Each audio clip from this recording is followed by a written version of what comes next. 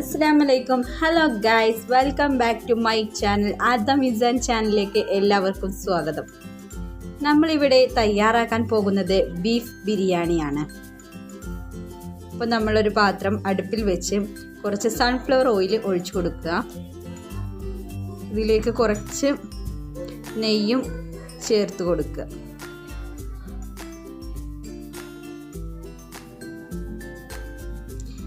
ഇനി നമ്മളിതിലേക്ക് ചേർക്കാൻ പോകുന്നത് സ്വല്പം സവാളയാണ്. ഞാനിന്നിവിടെ കുറച്ച് അധികം ബിരിയാണി തന്നെ ഉണ്ടാക്കുന്നുണ്ട്. അപ്പം നിങ്ങൾക്ക് ആവശ്യമായ സവാള ഇതിലേക്ക് ചേർത്ത് കൊടുക്കുക. നമുക്ക് ആദ്യം ഈ സവാള ഒന്ന് വഴറ്റിയെടുക്കണം.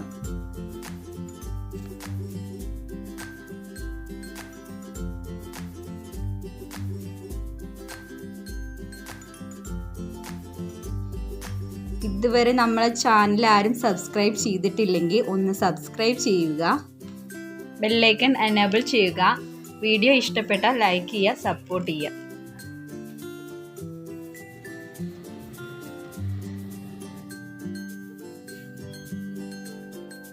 സവാള ഏകദേശം ഇങ്ങനെ വഴണ്ടി വരുന്നുണ്ട്. ഇനി അടുത്തതായി നമ്മൾ ഇതിലേക്ക് ചേർക്കാൻ പോകുന്നത്, ഇതിലേക്ക് എരിവിന് ആവശ്യമായ മുളക് ചേർത്ത് കൊടുക്കുക.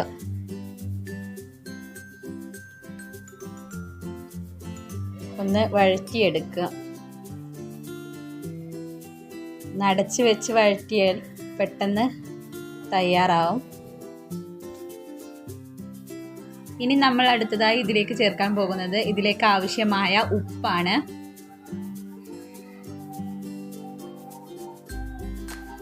ഉപ്പ് ചേർത്ത് നന്നായി മിക്സ് ചെയ്യുക.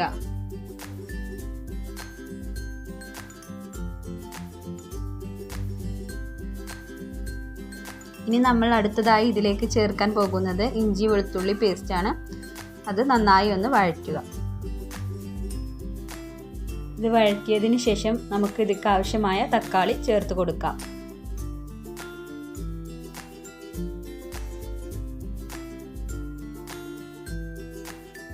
തക്കാളിക്ക് ഏകദേശമായി വന്നിട്ടുണ്ട്. ഇനി നമ്മൾക്ക് ഇതിലേക്കായിട്ടുള്ള മസാലപ്പൊടികൾ ചേർത്ത് കൊടുക്കാം. നമ്മൾ ആദ്യമായിട്ട് ഇട്ടത് മഞ്ഞൾപ്പൊടിയാണ്. ഇനി ഇതിലേക്ക് കുറച്ച് കുരുമുളക് പൊടി ചേർത്ത് കൊടുക്കുന്നുണ്ട്.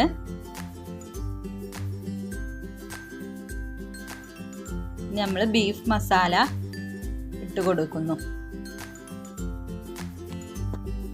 നന്നായി മിക്സ് ചെയ്യുക. മസാലപ്പൊടികളൊക്കെ എണ്ണയിൽ ഒന്ന് പച്ച ചുവ മാറുകളും ഇളക്കാൻ. ഇനി അടുത്തതായി നമ്മൾ ഇതിലേക്ക് ഇടാൻ പോകുന്നത് ബിരിയാണി മസാലയാണ്. കുറച്ച് മുളക് പൊടി,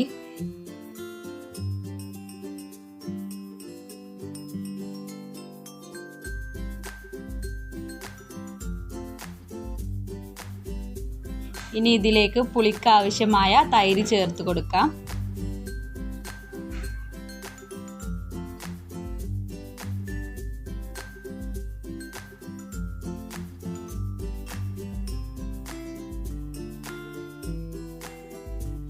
കുറച്ച് നാരങ്ങ നീരും കൂടി ചേർക്കുന്നുണ്ട്.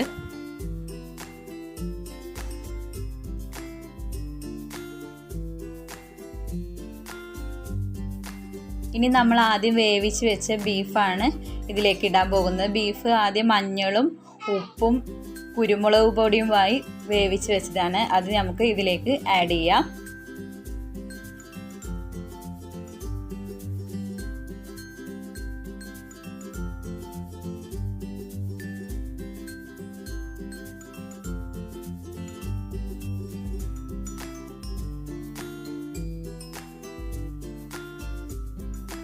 ഇനി നമുക്ക് ഈ മസാലയിലേക്ക് കുറച്ച് നെയ്യ് കൂടി ചേർക്കാം. മസാല ഏകദേശം റെഡിയായി വന്നിട്ടുണ്ട്. ഇനി നമുക്ക് ഇതിലേക്ക് ചോറ് തയ്യാറാക്കാം.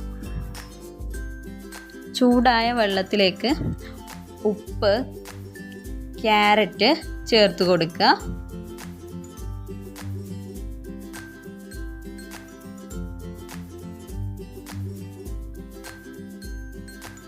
വെള്ളം തിളച്ചതിന് ശേഷം അരി ഇട്ട് കൊടുക്കുക.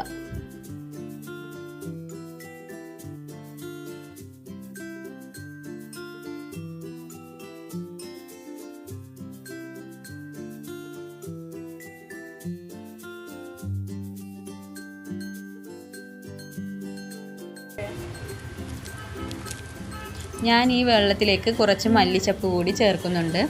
കുറച്ച് നാരങ്ങ നീര് കൂടി ചേർക്കാം. നമ്മുടെ ചോറ് റെഡിയായിട്ടുണ്ട്. നമുക്കിത് ഊറ്റിയെടുക്കാം.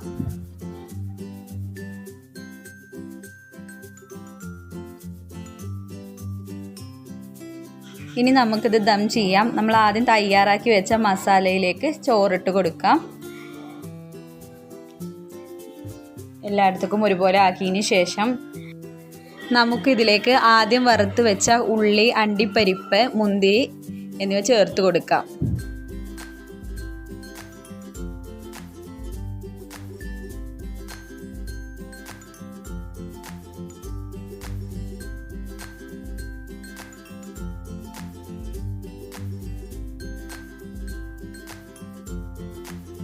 ഇപ്പോൾ നമ്മുടെ ബിരിയാണി റെഡി ആയിട്ടുണ്ട്. നല്ല ടേസ്റ്റുള്ള ബീഫ് ബിരിയാണിയാണ്. എല്ലാവരും ട്രൈ ചെയ്ത് നോക്കണം. Thank you.